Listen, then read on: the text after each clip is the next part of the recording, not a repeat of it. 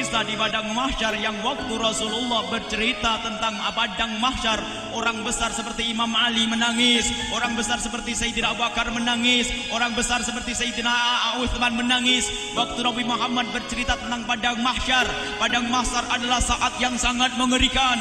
Manusia datang dengan model yang bermacam-macam. Ada yang berjalan merangkak lalu diinjak oleh yang lainnya, ada yang berjalan kepalanya di bawah, ada yang berjalan dengan lututnya, ada yang berenang di darah yang busuk.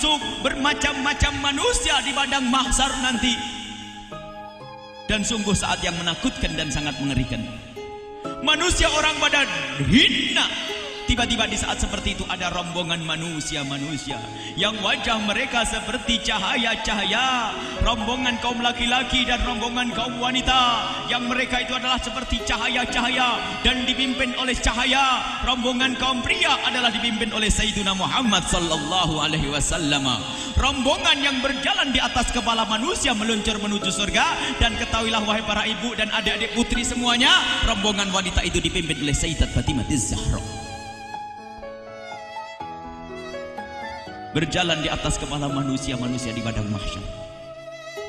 Berjalan dengan cepatnya, karena mahsyar adalah kumpulan orang dari awal hingga akhir, mulai zaman Nabi Adam sampai manusia terakhir, sehingga luas sekali. Dan perjalanan Nabi Muhammad disaksikan oleh semua orang. Orang pada melihat Nabi Muhammad bersama rombongannya, cahaya yang memenuhi mahsyar. Dan di saat Nabi Muhammad meluncur ke surga, tiba-tiba di saat seperti itu banyak manusia-manusia yang berkata, "Ya Rasulullah, tunggu kami. Ya Rasulullah, tunggu kami." Nabi Muhammad tidak menggubris dan tidak menoleh. Terus meluncur, berjalan Nabi Muhammad menuju surga. Tiba-tiba orang-orang yang ditinggal semakin jauh, semakin keras suaranya, "Ya Rasulullah, tunggu kami. Kami umatmu ya Rasulullah." Sallu ala Nabi Muhammad. Mendengar kalimat kami umatmu, Nabi Muhammad tidak bisa melanjutkan perjalanannya, berhenti dan berhenti semuanya. Lalu Nabi Muhammad menghadap kepada manusia-manusia yang menyebut diri mereka sebagai umat Nabi Muhammad. "Mana umatku?" "Kami ya Rasulullah, kami. "Bagaimana aku tahu engkau umatku?" "Ya Rasulullah, aku pernah umrah, aku pernah haji, aku pernah bangun masjid, aku pernah," mungkin ada yang berkata, "aku pernah marhabanan, aku pernah begini.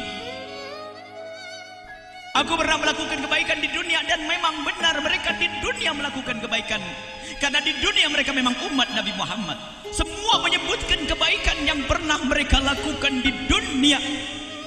Dan setelah mereka selesai menyebutkan kebaikan mereka, tiba-tiba Nabi Muhammad menggelengkan kepala. "Tidak, aku tidak bisa mengenalimu saat ini, karena engkau di dunia tidak pernah kenal aku dengan hatimu."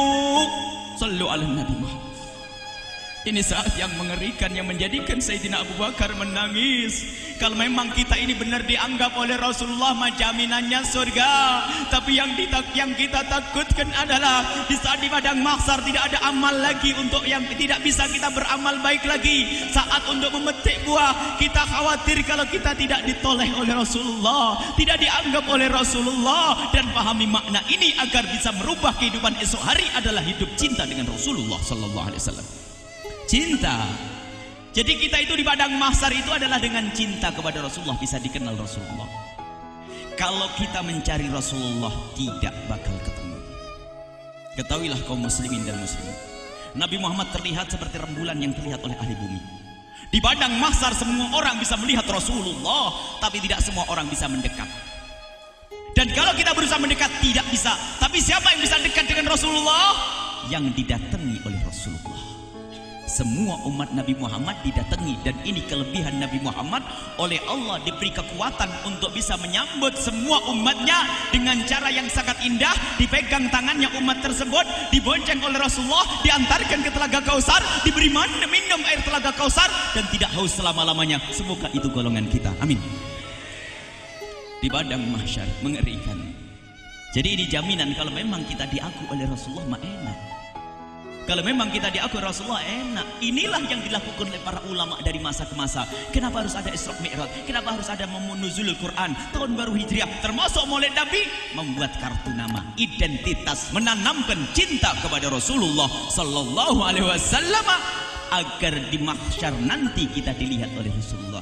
Kalau nggak ada cinta nggak kelihatan.